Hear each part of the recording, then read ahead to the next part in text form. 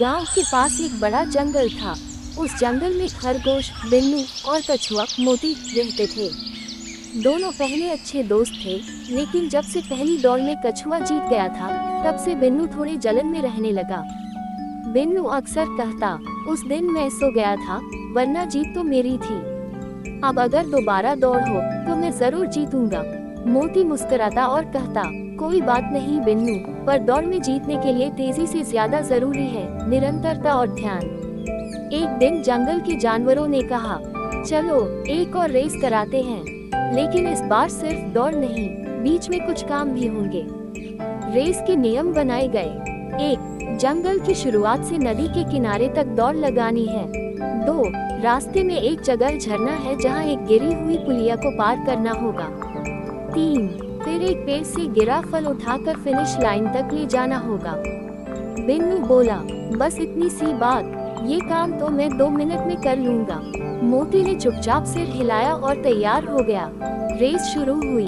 बिल्लू बिजली की रफ्तार से दौड़ा और मोती बहुत धीरे धीरे चला। पहले पड़ाव पर बिल्लू पहुंच गया, लेकिन जैसे ही पुलिया पर चढ़ा, वह फिसल गया और कीचड़ में गिर गया।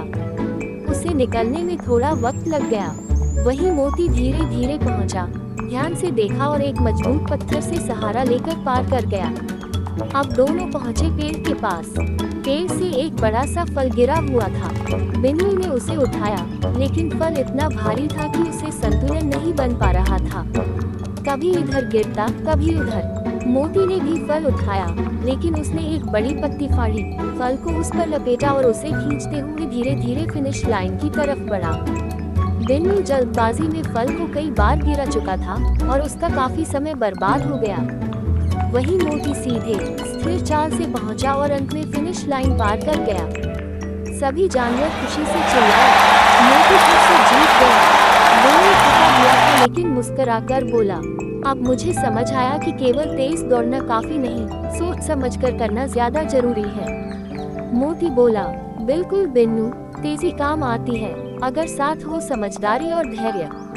उस दिन के बाद दोनों फिर अच्छे दोस्त बन गए और मिलकर बच्चों को सिखाने लगे, धैर्य, मेहनत और समझदारी ही सच्ची जीत दिलाते हैं। सीख, जल्दबाजी और घमंड से हार मिलती है, जबकि सोच समझकर शांति से काम करने वाला व्यक्ति असली विजेता होता है।